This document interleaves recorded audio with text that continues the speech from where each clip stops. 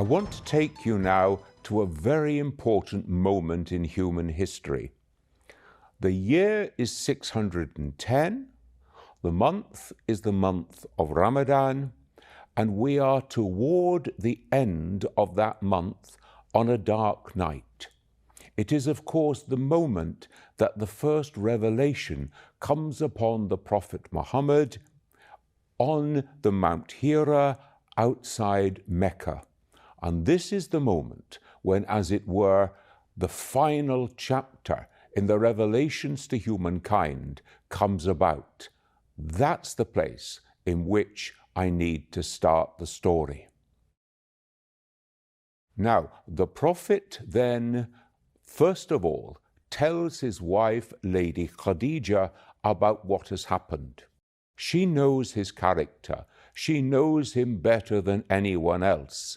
And so she makes her profession of faith in him, that this is a prophecy, a revelation, a message sent by God, and that he is indeed the prophet of God.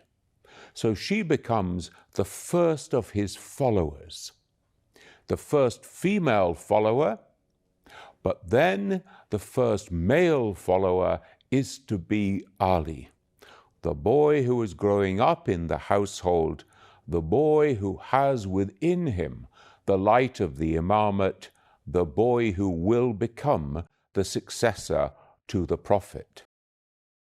So Ali then also makes his profession of faith in the prophecy of Muhammad that he is a messenger of God.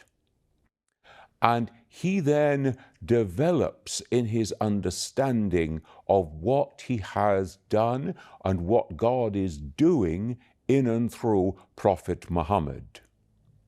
Now we are told that the Prophet, after some time, is told to call a meeting of his family and to declare his prophethood to them and to ask them who will be his helper in this mission. Of course, he is going to speak to his family first, because that is where he is rooted, that is where he would naturally seek to find helpers and supporters in his mission. And so we go to that meeting, the family gathering, when the Prophet declares himself to be a prophet of God. He asks, who will be my helper in this mission? Now, he doesn't get much of a response from the members of the family. The only one who is prepared to step forward and to make his declaration is Ali. Then again, he asked them, who will be my helper in this mission? I have been called by God as a prophet to call people to this purified way of life. And again he meets with confusion and indeed with resistance. What is this he's saying? What is he talking about? And again, the only one to step forward and to make his declaration is the boy Ali, who by this time is on the threshold of growing into manhood.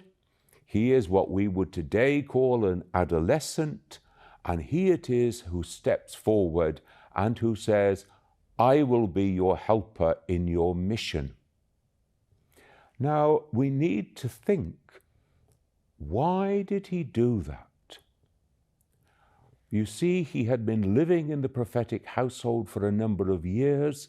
He had been preparing himself physically by watching and absorbing the life of the prophet, mentally by listening to the way that he conducted himself, but also spiritually, because the prophet was always of the highest spiritual excellence, always seeking more and more knowledge of the one and only God. And that, of course, is the spirit in which Ali also had been brought up. He had been on his own spiritual journey even before this moment. But it is this moment in which a new corner is turned in his life and in human history.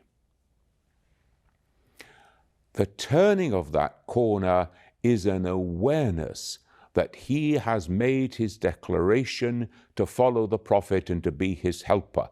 And now the prophet responds, "You will be my brother, you will be the executor of my will, and you will be my successor." My brother, my executor, and my successor. We see here three crucial functions, because to be the brother of the prophet is to say, you will be my closest male companion. You will be like my shadow for the rest of our lives together.